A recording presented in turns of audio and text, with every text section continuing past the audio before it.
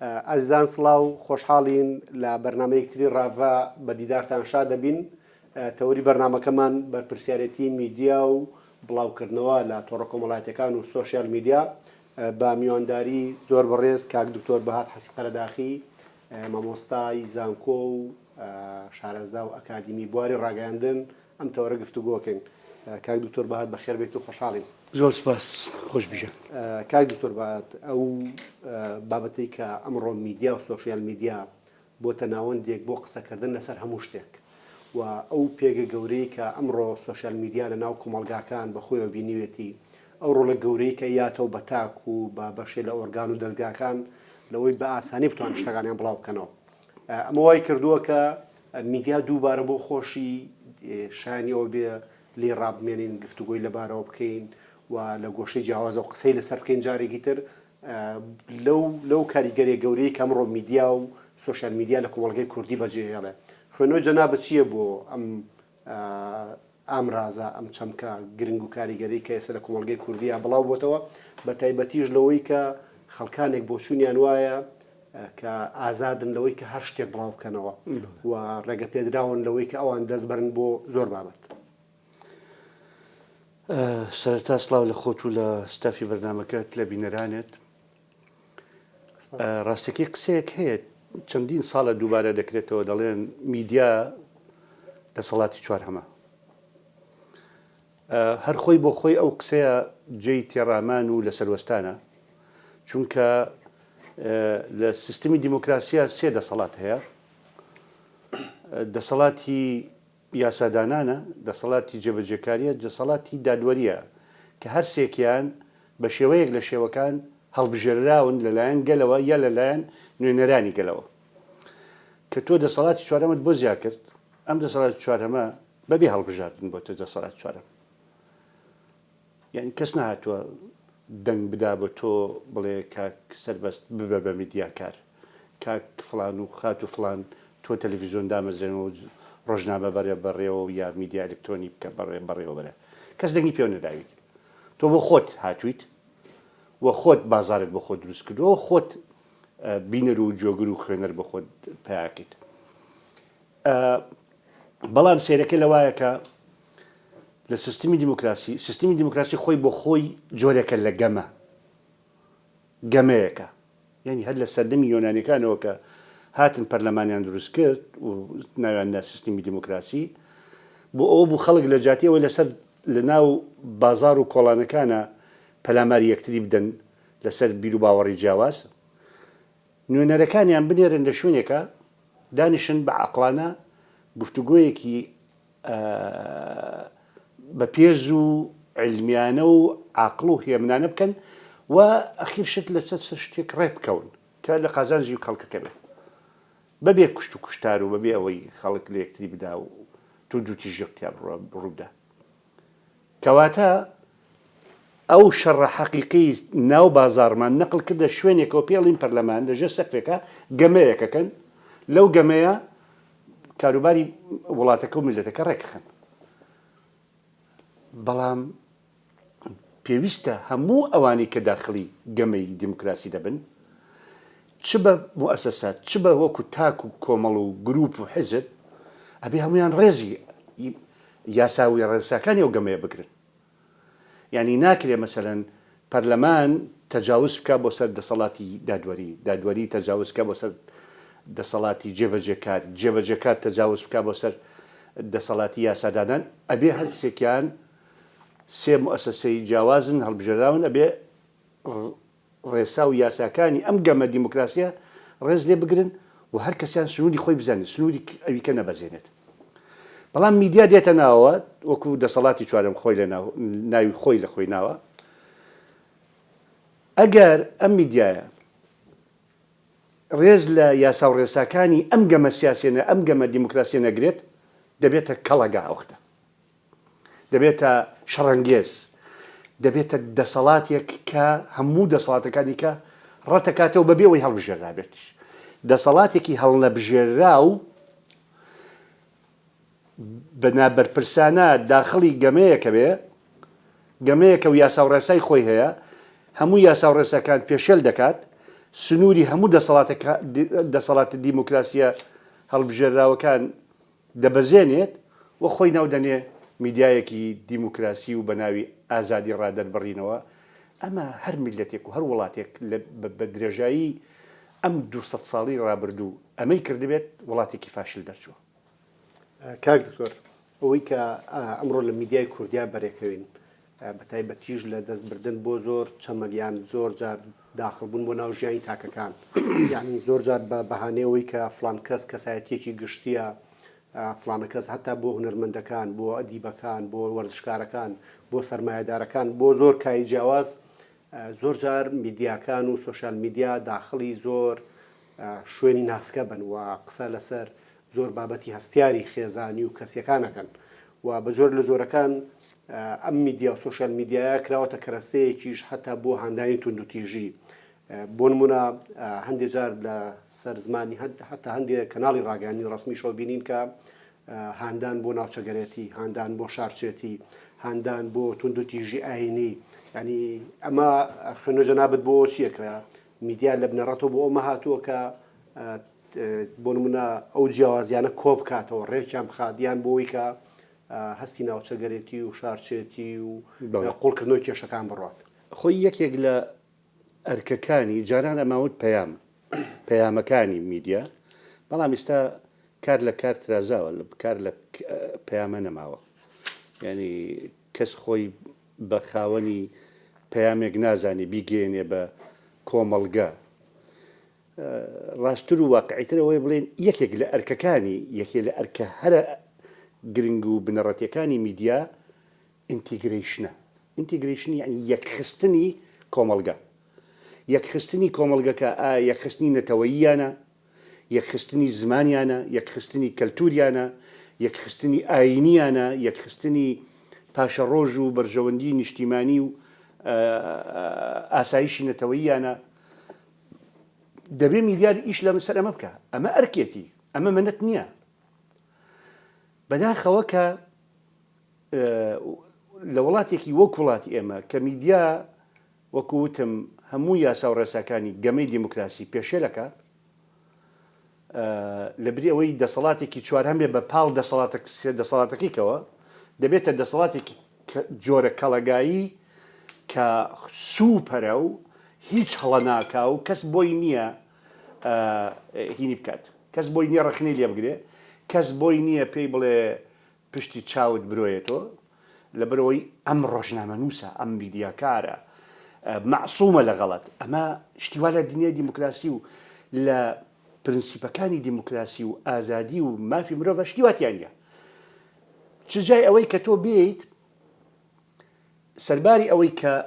ئەرکی یەکخستنی کۆمەڵگەکەت پێشێل کردووە، بیت کۆمەڵگەکە پارچە پارچەش بکەیت، گەلێکی دیاریکراوەتی ئەم گەلە دابەشکی بەسەر ناوچەیە، دابەشی بکەی بەسەر شێوەزارە، دابەشی بکەی بەسەر ئاین و ئاینزایە، دابەشی بکەیت دابەشکاریەکی ناشرین بکەی لە نێوان چینەکانی کۆمەڵگەیە، دابەشکاریەکی جەندەری بکەی لە بینی نێرومەیە، لە بینی گەور و بچووکە، لە بینی خوێنەوار و نەخوێنەوارە، لە بینی ئەم حزب و ئەو حزبە، ئەم بیر و بۆ چوونە ئەو بیر و بۆ چوونە. ئەمە بەڕاستی هەرچی پێی بوترێ نزیک بوونەوە توخنکردن کەوتن لە تووبی ئەرکەکانی میدیا نایگرێتەوە. ئەمە ئیشی میدیا نییە. بەداخەوە کە عەقڵیەتێکی فاشستی، یعنی با بڵین فاشزم خۆی بۆتە جۆرێک لە ڕفتاری ڕۆژانەی تاک زۆربەی تاکەکان لە وڵاتی ئێمەیە بەبێ ئاگان لە خۆیان بێت. ئێمە میلەتێکی دەیان ساڵ قوربانیماندا بۆ ئەوەی دەسەڵاتی فاشزمی بەغدا و سەدام و فاشزمی بەعس لەسەر وڵاتەکە نەمێنێت. بەڵام بوونی ئەم میلەتە لەژێر دەسەڵات و لەژێر تەژمونی فاشزمە بۆ دەیان ساڵ کارێکی کرد کە ڤایرۆسی فاشزم بێتە ناخی تاک بە تاکمانەوە. من تۆم پێ قبوڵە وەک ئەوەی کە من ئەمەوێت بەس تۆم پێ قبول نییە وەک ئەوەی خۆت هەیت تۆم وەختێک پێ قبوڵە کە دەنگدانەوە و ڕنگدانەوەی من بیت کۆپیەکی تری من بیت تۆش هەروەها وەختێ منت پێ قبوڵە کە من کۆپیەکی دووهەمی تۆ بم کە من لە فیگەرێ لە فیگەرەکان لە بوارێ لە بوارەکان لە تۆ جیاواز بووم ئیتر هەر لە خۆیەوە نیشانی پرسیارە چێتە سەرم کە گەورەتر بوو نیشانی پرسیارە بێتە نیشانی تاوانبارکردن اینجا تەهوین پێکردن و خیانەت خستنە پاڵ و سوکایەتی پێکردن و هێرش بردن تا ڕادەی ئەوەی کە توندوتیژی فیزیکی بەرامبەر بکەم ئەمە فاشزمە ئەم ڤایرۆسە بەداخەوە کە لە ناو تاکی کووردا وەکو میلەتێکی ژێردەستا بە دەیان ساڵ وەرمان گرتووە هەتا ئێستا پەروەردە و فێرکردن و مزگەوت و حیزبەکانمان نەیانتوانیوە چارەسەری ئەم ڤایرۆسە بکەن لە ناو تاکی کووردا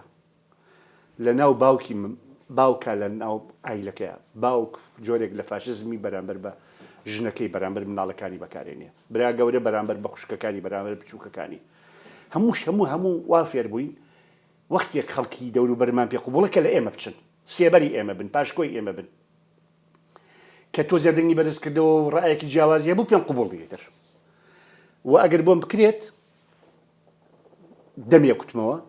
ئەگەر بۆم بکرێت بێدەنگی دەکەم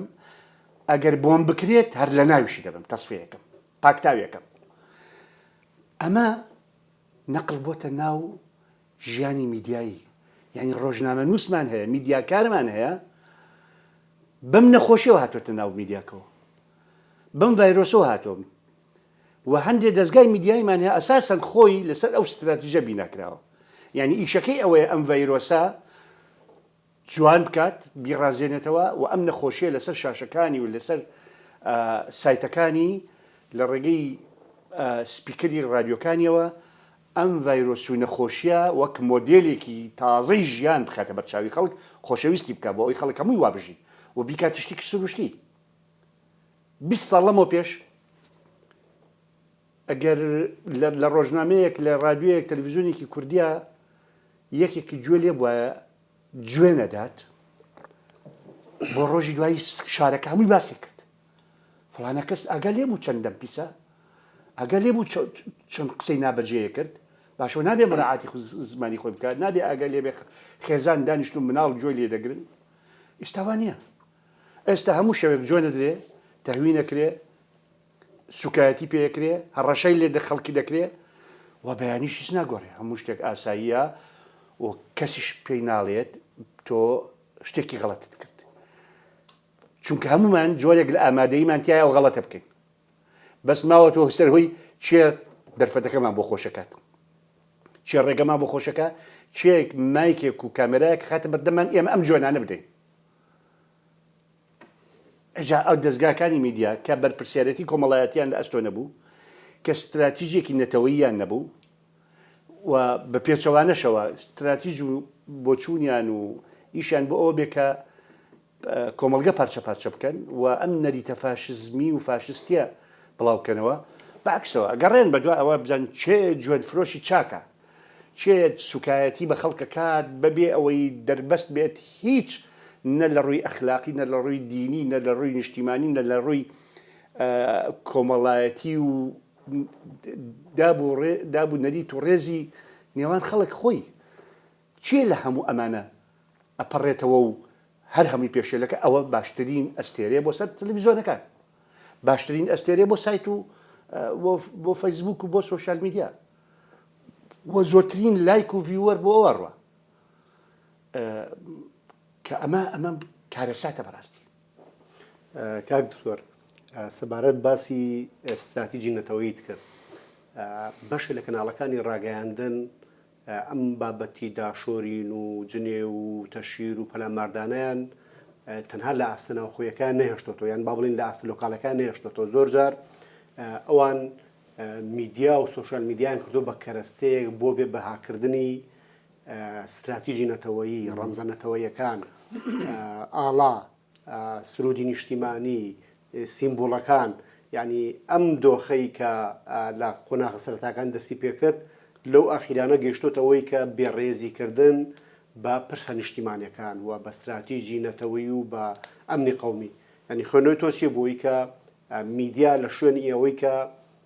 خزمەتی پرسی استراتیژی نیشتیمانی بکات لە خزمەتی ئەمنی قەومیە بێ کراوەتە چەکێکی پێچەوانە. خوێنەوەی جەنابەت لەم خۆی وەکوتم ئەرکێکی سەرەکی میدیا ئەوەیە ئینتیگریشنی نەتەوەی ئینتیگریشنی کۆمەڵایەتی ئینتیگریشنی کەلتوری دروستکات ینی خەڵک یەک خاتەوە پەرتەوازەی و پشڕی نەمێنێت یەک خستن بە معنایەوە نیە یەک ڕنگ و یەک دەنگ و یەوەکو یەک بیرکەن و نا معنای ئەوەی کە بەڕیز ڕاوەستن و هاودنی یەکتری بن هاوسەنگەری یەکتری بن هاوکاری یەکتری بن هاوستراتیژی یەکتری بن بەو معنایە دەڵێم کە ئەڵێم یەک خستن کە ئەمە ئەرکەکەی بێت ئەم ئەرکە چەندین میکانیزمی هەیە چۆن ئەم ئەرکە جێبەجێ دەکەی یەکێک لەو میکانیزمانە ئەوەیە کە تۆ ئەبێت سیمبولت هەبێت سیمبولی نەتەوەی سمبولی ئاینی سمبولی نیشتیمانی سمبولی ئەدەبی و کەلتوری و زانستی هەبێ سمبولی پەروەردەیت هەبێ ئەمانە ئەم سیمبولانە ئەگەر نەشت بێ دروستی کەیت دروستی کەیت چ مێژووی بن هی دێرین بن یا هی ئەم سەردەمە بن دروستیان کەیت بۆ ئەوەی ببێتە تەوەرێک و شتی لە دەور کۆکەیتەوە خەڵکی لە دەور کۆکەیتەوە یعنی تۆ کە ئەڵێی نالی و مەحوی و سالم گوتت سێ کوچکەکەی بابان سالم و کوردی و نالی و مەحوی و چی و چی و چی بۆ خۆی هزری سەدان هەزار کورد کۆکەیتەوە لە دەوری شتێک ئەمە سیمبۆلێکی سەقافیە مەسەلەن کلاسیکە لە تاریخمانە کە ئەڵێی حەسیب قەرەداخی و شێرکۆ بێکەس و حەمە ساڵح دیلان ئەمە سیمبولێکی سەردەمیانەیە خەڵکی لە دەوری کۆکەیتەوە کە ئەڵێی ئیسماعیل خەیات خەڵکی لە دەوری کۆکەیتەوە ئەمە لەبەر چاوی کاڵی حەسیب و شێرکۆ و ئیسماعیل نییە ئەمانە دەبنە سیمبولی کەلتورین هونەرین کە دەڵێی شێخ محەممەدی خاڵ کە دەڵێی کاگە ئەحمەدی شێخ شێخ مەحموودی حەفید مەلا مستەفای بارزان کە دەڵێی شەهید فڵان شەهید فیسار ئەمانە هەمووی سیمبولن تۆ دەبێت میدیا ئیش لەسەر ئەمە بکە ئەم سیمبولانە بە زوندوێتی و بە گەشاوەی و بە بەردەوام مانا ببەخشنەوە بە ژیان بۆی خەڵکی لە دەوری کۆ بێتەوە ڕێنیشاندەر بن بۆ خەڵک ئەمانە مێژویان تێکۆشانیان عەقڵیان هزر و بەرهەمەکانیان کە ئەمەد نەکرد تۆ بۆ خۆ جارێ هەنگاوێک گەڕایتەوە دواوە یعنی چۆن بەتەمای چۆن میلەت یەکخەی بەبێ سمبڵ چۆن خوریەکی ئاڵۆزت هەیە یەکشلی لە خوریت هەیە کە ئاڵۆز کراوە فڕک کراوەتەوە بەتەمای لەسەر چی کڵافەی بکەیت نابێت لەسەر پەنجەیەک لەسەر قەڵەمێک لەسەر شیشێ دارێ بەردێ وانە ئەبێ لەسەر لولیکەیت ئەجینا هەروە بە پەرشوبڵاوی و بە ئاڵۆزی مێنێتەوە ئەو میلەتە ئەو خوریە شیکراوە ئاڵۆزە وایە کە کەوتووە فرەدراوە سەرەداوەکی دیارنێ لەکوێیە کۆتاییەکەشی دیارنێ لەکوێیە ئەبێ لە هەموو بوارەکانە سیمبل بدۆزیتەوە بیکەیتە تەوەر بۆ ئەوەی لەسەری لولکەیت لە خەڵکی لەسەر کۆکەیتەوە کە ئەمەد نەکرد بۆ خۆت جارێ تۆ بەبێ سمبولی تو نازانیت خەڵک لە دەوری چی کۆکەیتەوە اینجا سەرباری ئەوە بیت بەوەش ڕازی نەبیت ئەو سیمبولانەی کە هەشن ئەوانیش تێک بشکێنیت ئەوانیش ناشرین بکەیت ئەوانیش ئێسک قورس بکەیت ئەوانیش ڕسوا بکەیت بێبەها و بێئەرزشیان بکەیت ئەوە معنایەوە تۆ بەدەستی ئەم قەست بە کرێگیراویەکی بە پارە یا بە خۆڕایی بۆ داگیرکەران و بۆ خوێن مژانی نەتەوەکەی خۆتەکەیت چونکە ئەوەی داگیرکەر توانێت بیکات ئەوەی لە دەسەڵاتی ئەوە ناتوانێت ئەو بکات داگیرکەر ناتوانێت هینەکەی تۆ سیمبۆلەکانی تۆ پشکێنێت بە پێچەوانەوە تاریخ پێمانەڵێ هەرچەند داگیرکەر وتوێتی فڵانەشت لە ناو میلەتەکەی تۆ ناشرینە فڵانە کەس خراپە تۆ زیاتر بەقینا دەچیت و لە دەوری کۆبیتەوە زیاتر خۆشویستۆ زیاتر ڕێز لێبووە بەڵام تۆ وەرە لە ناو میلەتی خۆتە بە میدیای خۆت بە زمانی خۆت بە کوڕ و کچی شارەکەی خۆت بیت بە کەرەسەی کوردی بە زمانی کوردی بە ڕەنگۆڕووی کوردی هەموو سمبڵەکانی خۆت تێکشکێنیت ناشرینیان بکەیت زێوام بکەیت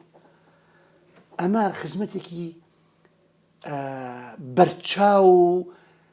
بێسنووری داگیرکرد نییە یعنی ئەمە هیچ حکمت و فەلسفەی ناوێت هەر کەسێک زۆر بە بەسیتی بیرکاتەوە ئەوەی دوژمن پێی نەکراوە لە ناو میلەتی کورد بیکە لە ماوەی 100 ساڵی ڕابردووە میدیای کوردی و سۆشیال میدیای کوردی لە ماوەی ئەم 15 ساڵی دوایە زۆر بە ئاسانی بۆی چۆتە سەر و کوردێتی کاک دکتۆر جەنابەت لەو مێژۆی کە حزورت هەیە لە ناو دنیای میدیا و قسەکردن لە کاری میدیایی و وەک مامۆستایەکی زانکۆش بەردەوام لەسەر ئەو نەفەسە نیشتیمانیە کارت کردووەوە بەشێک بوویت لە دروستکردنی ئەو استراتیجە نیشتیمانیە ئەگەر ئێمە ڕەشبێنین سەبارەت بە میدیا و سۆشیال میدیا لە کاتی ئێستاە چۆن مامەڵە بکەین یان دەرچەیەک دەلاقەیەک هەیە بۆ چارەسەری ئەم تەنگەشەیە کە بەرەو هەمووانی گرتووە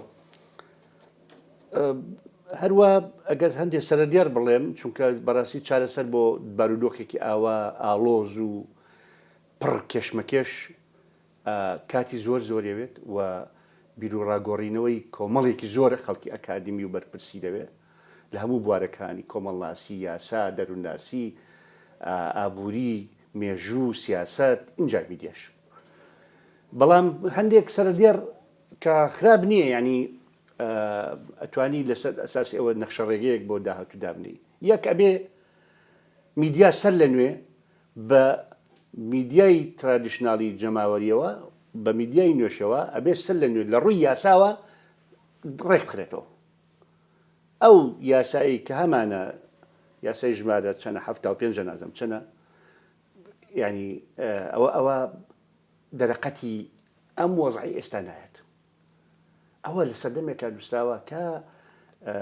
لە هەموو کوردستانە یەک سەتەلایتی تیانە بوو لە هەموو کوردستانە دووسێ تەلەڤیزۆنی لۆکاڵی هەبوون ئێستا هەر کەسە بە خۆی تەلەڤیزۆنێکی خۆی هەیە یوتیوبی هەیە کە تۆ کەناڵێکی یوتیوب هەبوو یعنی تۆ کەناڵێکی تەلەڤیزۆنت هەیە ئێستا لەم کوردستانە ڕەنگە 1 ملیۆن کەناڵی یوتیوب هەبێ هینی تاکی کووردە من بۆ خۆم هەمە باش جا دەکرێت یاسایەک لە سەردەمێکە دەرچوو بێت کە هەبوو کوردستان دووسێ کەناڵی لۆکاڵی تیا بووە بە ترانسپاوزەری 2 کیلۆی و 3 کیلۆی ئیشیان کردووە هەمان ئەو یاسایە بەکەڵکی ئەم سەردەمە بێکە ئێستا 1 ملیۆن کەناڵی یوتیوبت هەیە 2 ملیۆن فەیسبووکت هەیە هەموو شتێک گۆڕانکاری بەسەر هاتووە گۆڕانکاری زۆر ڕیشەیی ناکرێت خۆمان بەسینەوە بۆ یاسایەوە و ئەو یاسایە دەرەقەتی ئەم وەزعی ئێستانایە و کۆمەڵێک دەستگا و ئامێر و ئامڕازی میدیایی تازە هاتوۆتە ئاراوە کۆمەڵێک دیاردەی نوێ هاتوۆتە ئاراوە کۆمەڵێک کێشەی گەورەی لە ناو کۆمەڵگەیاناوەتەوە کە هەر هەمووی پێویستی بە چارەسەرە ئەو یاسایە دەرەقەتی ئەوە نادابێ بگۆڕێ ئەمە یەک دوو سەرباری ئەوەی کە یاسایەکە بێ بۆ میدیا بۆ ڕاجع بکرێتەوە هەموو میدیاکانی نوێ و کۆن و تازە و میدیایی ئەلکترۆنی بگرێتە خۆی دەبێ پرۆگرامەکانی خوێندن لە بەشەکانی میدیا و ڕاگەیاندن شان بە شانی ئەم پەرسەندن و ئەم گۆڕانکاریانە بڕۆن بەو ئوسلوب و بەو منهەج و ناوەڕۆکە کلاسیکیەی کە ساڵ لە ساڵی 98ەوە دانراوە ئەوە دەرەقەتی ئەو وەزعە نادات ئەوە خۆڵ خەڵەتان بەڕاستی سێ دەبێ وەکو زۆربەی زۆری وڵاتە دیموکراسیەکان ئەنجومەنێکی نیشتیمانی میدیایی هەبێ ئەم ئەنجومەنی نیشتیمانی میدیایە ڕاستەوخۆ پەیوەندی لەگەڵ پەرلەمانە هەبێ و ئەندامەکانی لە ناو پەرلەمانەوە هەڵبژێرێ ئەمانە لەگەڵ هەموو دەورەیەکی پەرلەمانیە تازە بکرێنەوە هەموو 4 ساڵ جارێک کۆمەڵێک خەبیر و شارەزا لە میدیا لە سیاست لە یاسا لە کۆمەڵناسی لە پەروەردەیی لە دەروونناسی لە سیاسەتی نێودەوڵەتی لە کولتوری میلەتەکەت ئەمانە لەوێ کۆ دەبنەوە و ڕێسا و ڕێنمایی ئیشکردن بۆ دەستگاکانی میدیا دەرەکەن و قەرارەکانی بێ مولزەم بێت و بە بەشداریەکی ڕاستە و خۆی ساڵانە یا 6 مانگ جارێک هەموو کەسی یەکەمی ئەم دەستگایانی میدیا و چ میدیای کۆن چ میدیای نوێ بێن لەگەڵ ئەم ئەنجومەنە 6 مانگجارێک کۆنفرانس بکەن مراجعاتش بکەن ئاڵوگۆڕی بیرروبۆچوون بکەن راپۆرتی 6 مانگەی هەبێ ئەم ئەنجومەنە و راپۆرتەکان بڵاو کاتەوە لە ڕێی پەرلەمانەوە مخالەفاتی کەناڵەکەی من و کەناڵەکەی تۆ پیشانی خەڵک بدات سەرپێچەکانت لە ڕووی ئیتیکەوە لە ڕووی نەتەوەییەوە لە ڕووی ئاسایشەوە لە ڕووی تەندروستیەوە چیت کردووە چاکەکانت چی بوون چاکەکارەکان پاداش بکرێن ئەوانی کە سزا بدرێن ئەمە سێ ڕێگەیەکە بەڕێی من دەتوانین نەخشە ڕێگەیەکی لەسەر بنیا بنین بۆ ئەوەی لە ماوەی لە ئێستاوە ئەمڕۆ دەست پێ بکەن کە ڕۆژ دووشەمەیە چەنە بۆ 10 ساڵی کە ئەتوانین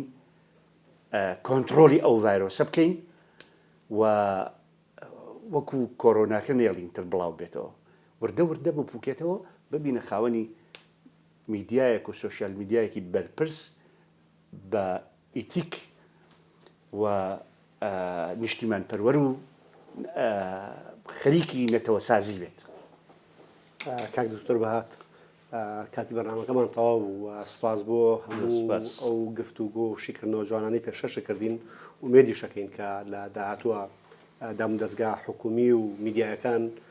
بەتەنگ ئەم پێشنیازانەی جەنابتەوە بێن چونکە خەمێکی گشتیە بەڕاستی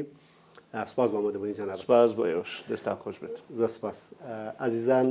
بەم جۆرە هاتینە کۆتایی بەرنامەی ڕاڤە و تا ڕاڤەکردنێکی تر بەخواتان ئەسپێرین و خواتان لەگەڵ بێت.